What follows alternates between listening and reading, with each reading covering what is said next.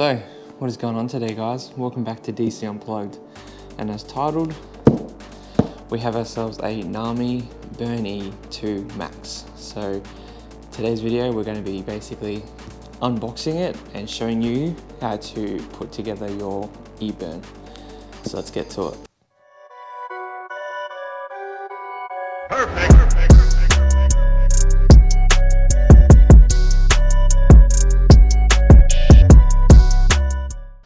So guys, I'm really excited to open this box, but first I will just say that, and it is a quick disclaimer, if you're new to scooters, do not purchase this scooter. It is ridiculously fast and very powerful. They can be ridden, like they're very forgiving, but they're also just very powerful, and I really don't recommend them at all to brand new riders. I don't recommend the Lightning to brand new riders. It can be done, but this on the other hand is probably something I would suggest you really think about, because it is, as anything, it can be really dangerous. So these are nicknamed the Ferrari of the scooter world, or the e-scooter world, so there's a good reason for that. As well as, guys, if you haven't already subscribed, please subscribe, and there's more content on this scooter in particular, as well as others from Bike Scooter City, so definitely click that subscribe button, and that'll obviously help me help you guys and any other inquiries in the future. And of course, I've got a Facebook page as well, so if you want to jump over to Facebook, and you can message me on there and even see some other stuff behind the scenes. So anyway, now that stuff out of the way, let's get to opening this box.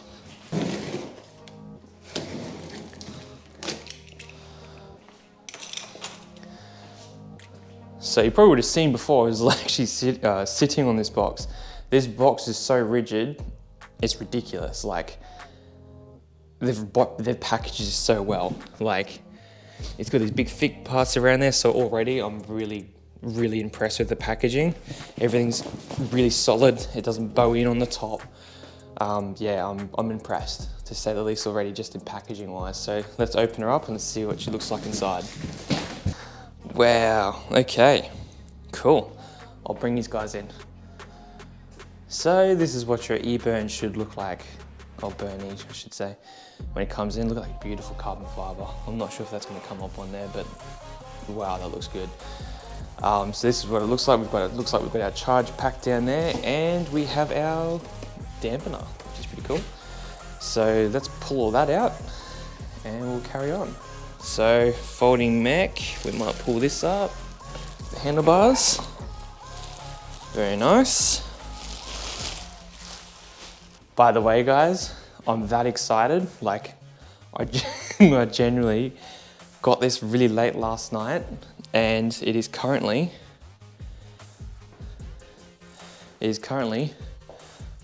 almost 6 o'clock in the morning, and I'm doing an unboxing. I'm that excited to see this thing and at least get it half together, because yeah, I'm super excited. Okay, that's our steering damper, so I'll show you how to put that on the scooter as well. And inside we have our charger brick and manual, which I really recommend you read the manual as well, guys. So make sure you read that manual, especially if you're gonna go getting, obviously, a hyper scooter. So cool, nice. Got our little pamphlet there, instructions, user manual. But let's get into this. All right, cool. So I am going to pull this out of the box, and I'll probably just sit it up on here because this box is really sturdy. There it is, guys.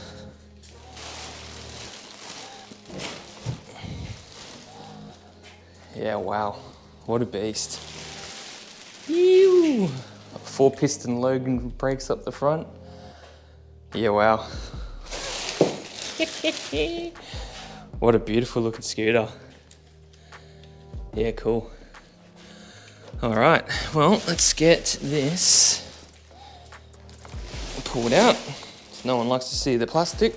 Okay, so first things first, guys, we're just gonna, this clamp is actually a twist type and then you clamp it. So you just screw down the bars or the folding mech so it gets nice and tight. Then we go and adjust them. Go about there.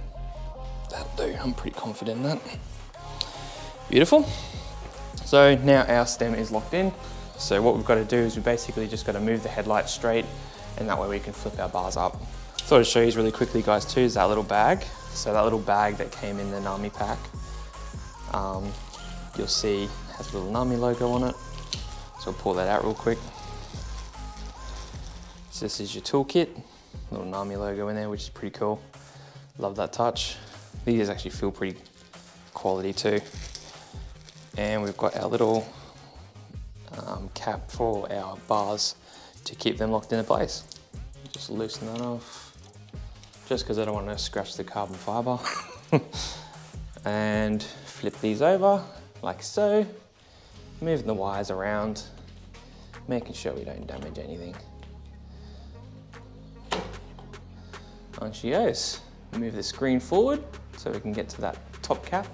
So there's a little round top cap that just needs to be bolted down to the top, and that just stops the bars from popping off.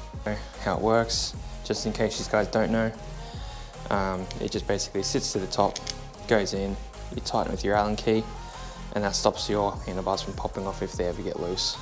Brakes work, yeah, cool. Don't have to bleed those, which is nice. They've already been pre-bled, which is cool. Firmly tighten that up, and then what you want to do is just bring that back up to the top. Try and get those dead center as possible.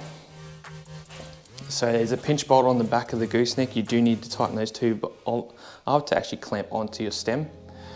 So don't forget that, guys. That'll really be bad. And then with this one, I know that's sitting up pretty straight. You want our lights to go around, wires to go around it. About a 45-ish degree angle. Just spread light out towards there. Tighten him up because he's pretty well straight.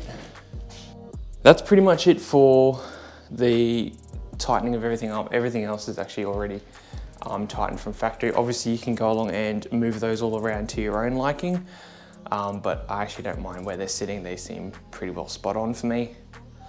I'm going to leave it up here because I'm going to show you how to install and move the process along pretty quickly anyway, your steering damper. So we'll quickly move you around to there so you get a closer look as to what I'm doing. Okay, so this is our steering damper that comes with the Nami Burn-E. This is the 2 Max. So we most definitely, I prefer to have a bit of steering damper in my scooters anyway, because it just feels better to ride. So got 2 bolts here. That's our little clamp for up here, but I'll get to that in a minute. We've also got a nut and another one. So take note, guys, the longer one actually comes up the top here and the shorter one goes down here with your nut.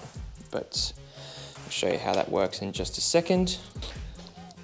So to install this, you obviously need your Allen key set itself, which will come with all the sizes and stuff, and I will tell you that as I go along. And you'll need a 13mm open spanner or ring end for your nut.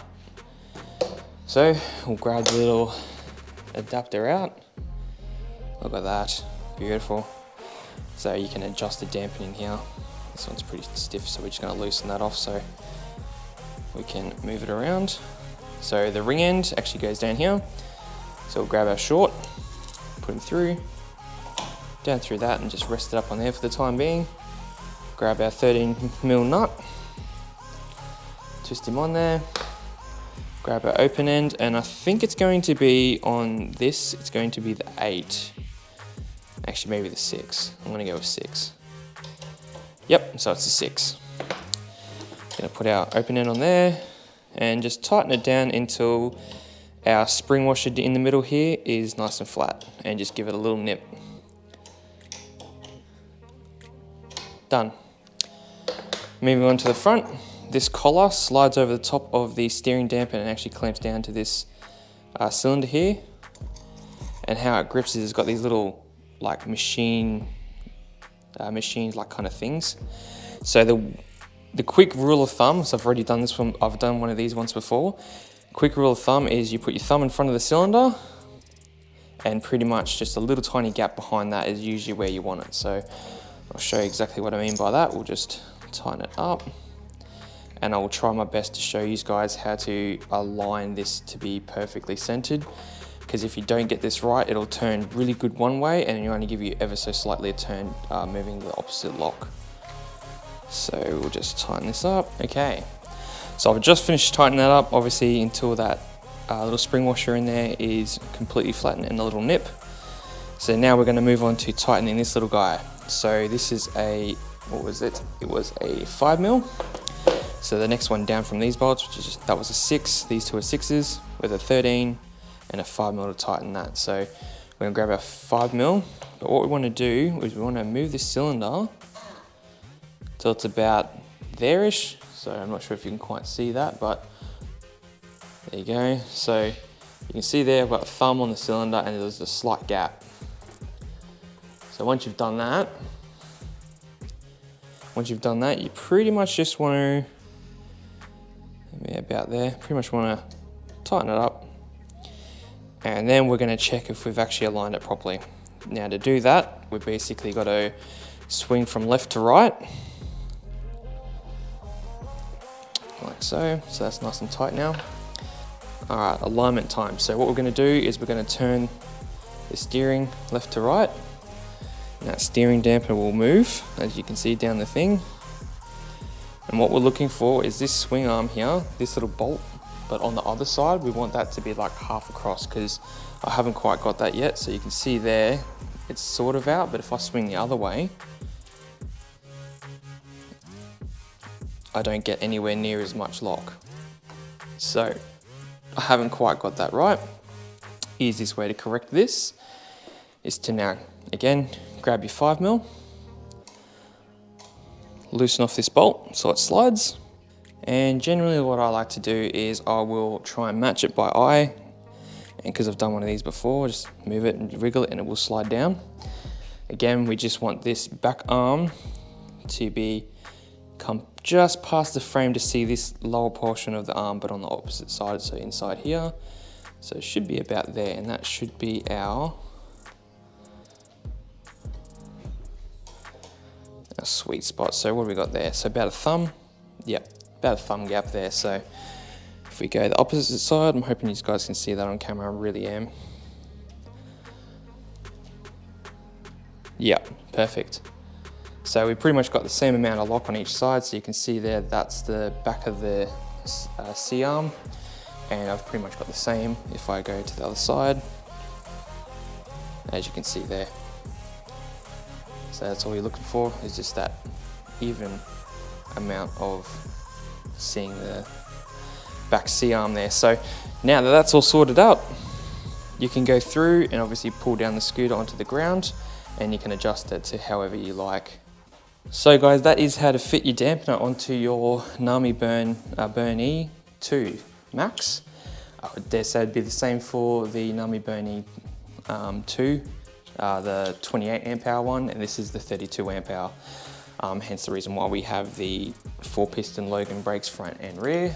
But now I'm going to take it off this box and we shall put it on the ground. Okay guys, so I've put the scooter on the ground, I've got it on charge. That's pretty much going to be it for today's video.